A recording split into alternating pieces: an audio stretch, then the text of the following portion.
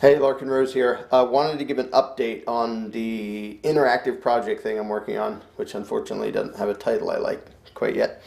Um, could talk about this for hours, but I want to make this as quick and succinct as possible, so I will break it down into chunks. First of all, the problem, statism, authoritarianism, the idea that legalizing evil makes it good. Not only does it make otherwise decent people implement and enforce immoral, violent aggression in the name of law enforcement, but it makes most of the victims go along with it and feel an obligation to basically fund authoritarian empires and go along with stupid laws and oppressive garbage and cooperate. So the problem is not a particular regime, the problem is the belief in authority in people's heads.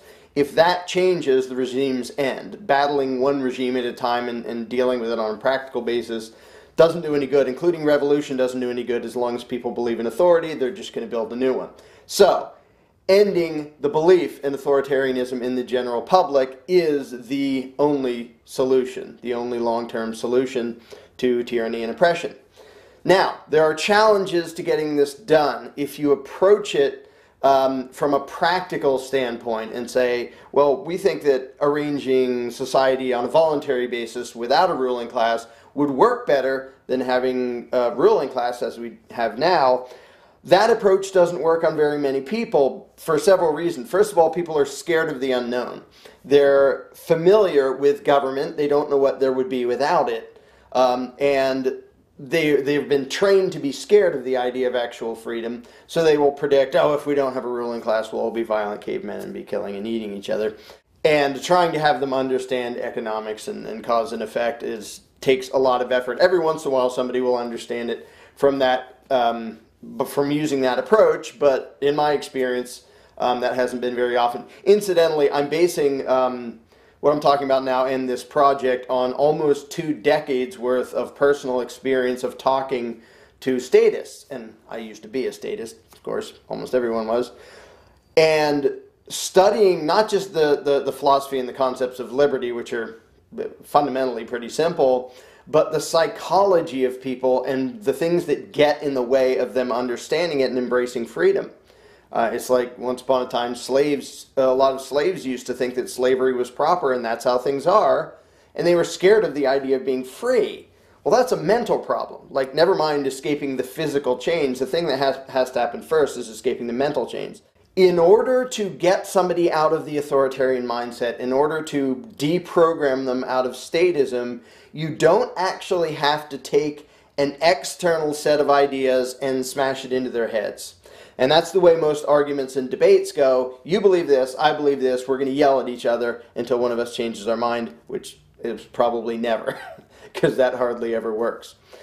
The belief in authority and government is inherently contradictory.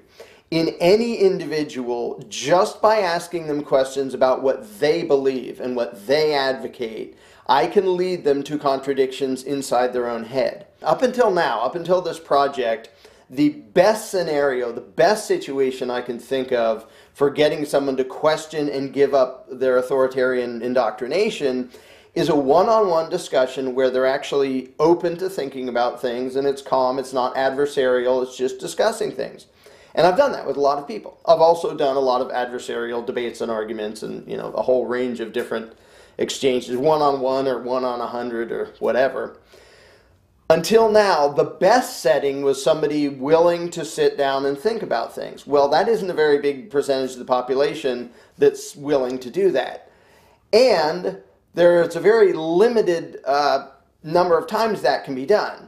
I'm me, there's a lot of other voluntarists, but if we're talking to the 7 billion statists out there, one at a time on a one-on-one personal basis, it's going to take forever to make a real dent in the mentality of the population of the world. And having a little handful of voluntarists here isn't going to help much if there's a whole world of statists with tanks and bombers that say, oh, nasty voluntarists, let's go blow them up. We have to get the numbers. Until now, I assumed, or until recently, I assumed that there wasn't really a way to replicate what I did in person, which is walk people through these lines of questioning, because they'll bring up concerns and they'll answer different ways, but I can always lead them to the contradictions inside their own head. And I don't even have to point out the contradictions. in their own head. So now I'm going to get into what this project actually does, because it is several steps better than the best one-on-one discussion could ever be, like the best one-on-one discussions I've ever had with people. The success rate I've found when it can actually be one-on-one and calm and not adversarial is pretty dang high. Well, this project will be way better than that. And the important thing is it can be replicated for 7 billion people at a time. And each person, it's a unique experience. It's not somebody just listening to a speech or reading a book or watching a video. It's actually an interactive thing where they guide the direction of the discussion, where their answers and their beliefs and their preferences and their values are the deciding factor in what they're going to advocate and believe in. So this project is going to be basically a discussion that anybody can do online, on their computer, on their iPhone, on their whatever, anything that it connects to the internet, and it's a back and forth discussion. Now, there are a lot of things about this that are not just philosophy, because if you tell somebody, hey, let's have a philosophical discussion, 99% of the world already tunes out. They don't care, they don't want to hear about it. They don't want to think about anything that's too inconvenient. This thing will sort of have the visuals of a video game. It will take place in a three-dimensional world, and it's very important that there are interesting visuals for people to follow along while they're thinking about things. So this thing is very visual. It takes place in a three-dimensional world. I'll show some examples of a thing I did ages ago that has nothing to do with this project, but it shows the computer-generated virtual reality and how you move around in the world. But this thing will basically be a model of the inside of your own brain. It's basically inviting the person to take a tour of their own brain and their own belief system. And it doesn't quite put it this way, but the goal being to see if there are contradictions that are making you, the user, not be in line with what you actually want, with what you actually believe. And so the tone of it throughout is not your belief system sucks, you're a bad person. The tone is there may be things that you've been raised to believe which actually get in the way of your goodness and your virtue and your good intentions and what you want the world to be. There's two huge amounts of work that have to be put into this. One is the flow chart. It's like an if-then chart. It's basically, it will ask a question and they can answer yes or they can answer no, or they can ask for elaboration, or there's some other options. But basically it breaks it down to simple things and then they answer yes or no. And there's a flow chart. So, well, if they answer yes, well then the next question is this, and then it's yes or no, and the next yes. So it's a flow chart that spreads out so anybody can answer any of the questions any way they want. And for any individual user, it feels like a linear back and forth discussion that follows. Each question depends upon the last answer he gave. And so you have this big flow chart and all the directions it can go, but for any given individual, it'll go one way and it'll feel like a back and forth discussion. I already have a narrator, female narrator with a nice voice, because psychologically that makes a huge difference. People are less likely to feel argumentative, having this calm discussion with a female narrator voice than they are with me, for example. People are familiar with the video, The Philosophy of Liberty, which has been around forever. I think one of the brilliant things about that is it breaks it down into these simple little cartoon character representations and explains liberty and self-ownership in a way that you kind of can't miss. It's the visuals are memorable, very simple, but very memorable, and it just makes the concept so clear. And I think just hearing concepts in words registers in people's brains so much less than if you have a visual concept. You hear the words, you see the concept, you see the representation in front of you. So so what they're seeing is they're basically going through a physical tour of a representation of inside their brain. Now, it doesn't look like a mushy brain. It has, representations of, here's the memory, here's our perceptions, here's the, at some point I'll do a sketch and you can see how that works. Now, I have to build that entire world inside a computer with 3D rendering. It's something I've done before. I already know how to do it. I already have the software. but it takes a lot of time to build an entire world. So visually, you're moving through this world as it's asking you about things, and you're basically examining your own brain. And it's very clear at the beginning about the fact that there's not going to be anything judgmental or argumentative in this. You, the user, you decide what's true and what's false. You decide right and wrong. You decide all of that. It's just a tool to let you look at your own brain.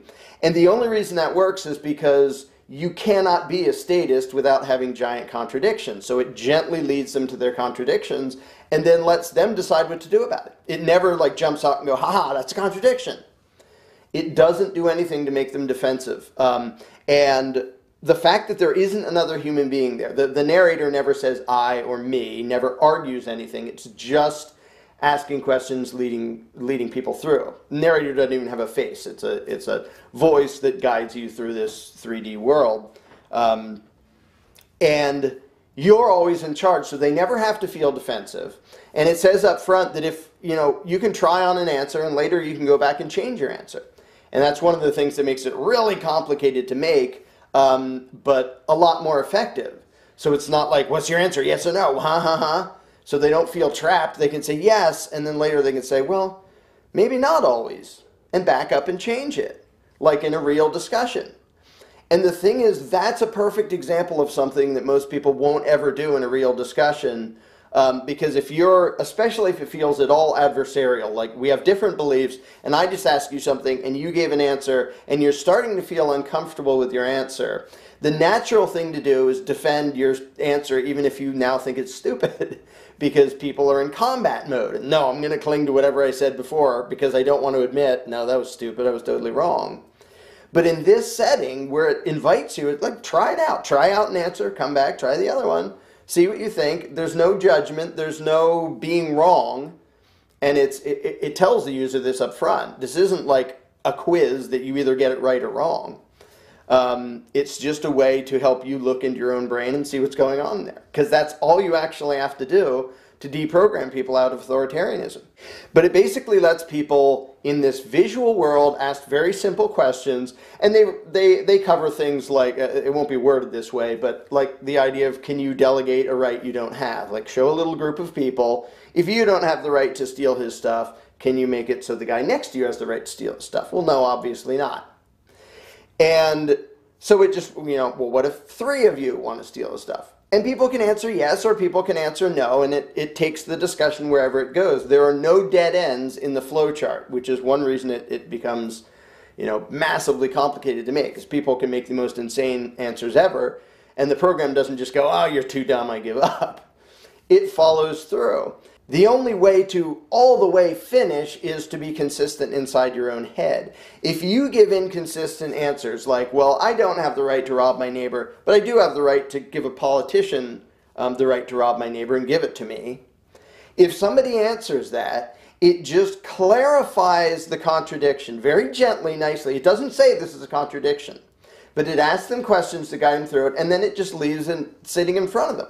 Well, you answered this, and then you answered this. Because this program keeps track of their answers so that it can refer back to it. And it's like, well, do you want to change this answer? Or you said this, and you said this. Do you think those match? Stuff like that. Another very important psychological thing is people can totally take their time. I mean, if you're one-on-one and you ask someone a question, what do you think about this? They instantly want to give an answer so they don't sound stupid going, Well, if it's a program, you can sit there for an hour before deciding the answer. And it's made so that you can check out of the application or the program or the whole project, whatever you want to call it, whenever you want and come back whenever you want. So you can go think about a question for a day or a week or a year and then come back and it'll know all the past answers you gave, and it'll pick up where you left off. So there's the 2 huge things that are taking work are the flow chart, where they can give any answer to any questions, and not only does it spread out and the discussion goes wherever it wants, but there are a bunch of fundamental points that the discussion has to get to, so it has to flow in such a way that it'll always get back around, however they answer, it'll get back around to these fundamental points. So it isn't just a free-form wandering off into oblivion discussion that never gets anywhere. And yet the whole time it feels like a smooth back and forth conversation to the individual user. It doesn't just randomly jump to an unrelated question. It always flows. So they feel like they're talking to a human being. But it's different for every user based on their answers. And then the other thing that's going to take a huge amount of work is making this three-dimensional world, the whole thing, and then rendering every single piece, the audio and the video. So for example, you come up to a little display and it gives a little representation and it asks you, well, do you think it's right for this person to do this? And if you say no, then it goes to a different representation and a different question, and it flows. If you say yes, it goes in a different direction. It might physically go into a different direction and show a different representation and something else. Now, that's a thing you can't do with real cameras, but you can with computer-generated graphics. So for the person, it's all one shot. It doesn't cut here and cut there. They are moving through this world. And if they answer yes, then they go that way, which is sort of like a video game. I can choose to go that way. I can choose to go that way. Either way, it's one smooth transition. So this discussion is one smooth linear transition for the user. There's a million ways it could go depending on how they answer. So far, I've designed the world. I haven't put it into the computer, but I finally came up with a design I actually like for the entire world. It involves our subconscious, it involves our memory, it involves our senses, our eyes, our ears, that sensory input, our perceptions and how they change what we're seeing, how the memory changes that. So it's built a little bit like a factory where everything, like memory has an input on our perceptions have an input on our, what we're seeing before it gets to our conscious brain, and how it sort of sometimes distorts what we think we're seeing, what we think we're understanding, what's going on. So it's basically this big three-dimensional visual world that I now have the basic structure of the whole thing. That took a while before I got a structure I really liked. So the camera can cruise around in it and explain what's going on. Like, well, here's what we remember, and here are our perceptions, and here's our sensory input, and here's what we believe, here's our belief system, here's our rational processing brain, here's our subconscious. All of them like different shapes and images and colors and textures and stuff to keep it clear in people's heads. Again, it's one of those things that's ridiculously complicated to make, but it feels really simple and straightforward for the user who does it. To him, it's just a back and forth discussion in this cool 3D world where he talks about concepts and he examines his own thought process. I'm not saying it's wrong to argue the practical side or, have those debates or those concepts, but we have to keep in mind human psychology. And if we can't get past all the psychological hurdles to people thinking about this, we lose. It doesn't matter that we have reason and morality on our side. We freaking lose if we can't get people to think about it. And I think this project will do better than anything I've ever seen or ever heard of at getting the maximum number of people to actually think about these things. The 3D world, now that I finally have the general setup, I have to build it inside the computer. So I just have scribbles and sketches, and maybe I should show some of them at least, although they're ugly because mostly it's just notes to myself of how all the pieces fit together, and just build this. It's almost like a city.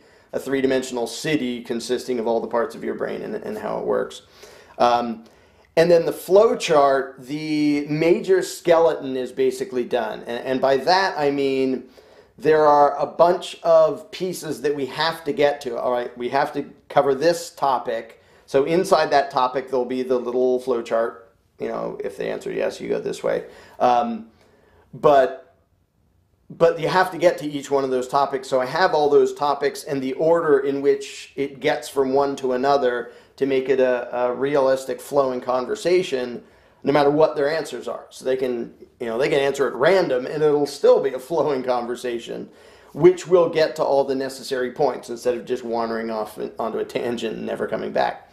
And again, I already have a female narrator I want to use for this. And we will record everything so that it's perfect. In a live discussion, you don't get to sit there for an hour thinking, what is the perfect way to word my next question? In this, you do. And for the user, it's real time. He doesn't have to sit there for an hour waiting for it. So it will be the perfect interviewer. Totally gentle, totally passive, not argumentative. Aside from it being, visual, so it's memorable and all that, and gentle, so it's, people don't need to be defensive, they don't need to feel rushed, any of that. They do it one at a time, at their pace, however they feel comfortable. But the challenge was always, well, how do you repeat that? Because if we do that one at a time, yay, I just talked to this person for a couple hours and now he understands that government is bogus. Meanwhile, how many thousands of statists just got born? Or thousands of people who are going to be made into statists? We're kind of doomed. And it is spreading quickly, so we're not really completely doomed. But way better than any movie, any video, any book, any article because those are all just unilateral monologues. And somebody has to listen to it and they're not engaged. And they can decide to pay attention if they want to, if they're interested. But it isn't really them. They're not in charge. It's somebody lecturing at them. And people naturally feel like, well, I have my belief system and you're throwing your belief system at me, so I'm going to be on the defensive because your belief system isn't mine. Well, this thing just completely doesn't end around and said, we're only talking about your system. There won't be an external belief system thrown at you here. This is just a way for you to look at your own. So I know how to do it. I already have the software. I don't need any of that. I don't need any of the equipment. And I can do it myself, but it will take a lot of time and effort because I want it to look really good. I want it to look like a studio quality movie that you're going through. Even down to having a music soundtrack, and I have the stuff to do that, so that it feels like a three-dimensional virtual reality movie, only you're guiding where it goes because you're the one answering the questions, and that determines where it physically goes inside this world and where the discussion goes, and what the next question is and all that. So that's the situation. Again, it's a massive project, and for a while it got bigger the more I thought about it. But I have made a bunch of progress now, and I will keep working on it as fast as I can, as much as I can, depending on how much time and energy I have to put into other stuff to make money and pay bills and stuff. But I really think, and I would never do a project this enormous if I didn't, because it'll be another year before this thing is done. If I didn't believe that it really will be more effective than a one-on-one discussion, than me having a one-on-one discussion with somebody. Having 20 years of experience doing that, this will still be worlds ahead of that and way better than that. And instead of one person doing it at a time, 7 billion people could do it at a time. One of the main goals is to have it be so interesting and fun and stuff that people tell other people about it, so you don't have to advertise. Oh, it's free to everybody too. Anybody can just get it and do it for free. But I want people to go, this is so interesting, here, check this out. And people who are already voluntarists can say, here, just do this. Like, you don't have to argue with me and throw things at me and tell me how the world will come to an end without a ruling class. Just do this thing and examine your own belief system and then get back to me and tell me what you think. It can be totally passive invitation. It's not, this will prove you wrong, because that's not at all what it does. So, all right, that's enough ranting for now, but that's where the project stands and kind of what it's all about. Again, there are a million little details because each little thing takes into account psychology and what makes people's brains shut down and what makes people's brain open up so they can think about stuff. It won't have a 100% success rate because there's a lot of boneheads out there who don't want to think and never will. But I think it'll have a way higher success rate than anything else that I've ever heard of or ever seen.